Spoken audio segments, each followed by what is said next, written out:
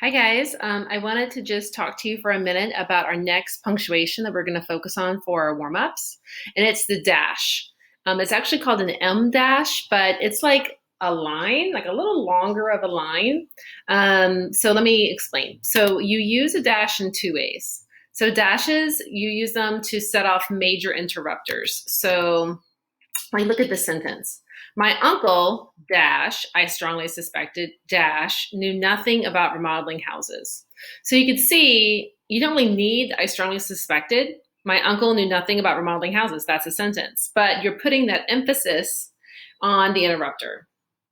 Here's another one. Things I used to be good at, dash, crossword puzzles, trivia games, and chess, dash, became exercises in frustration after my head injury. So again, you have almost like a list, and you're kind of in the middle of this little interrupter.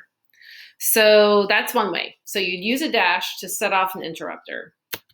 The second way to use a dash is after a list. So like, let's say a list starts a sentence, you could put a dash to explain that list.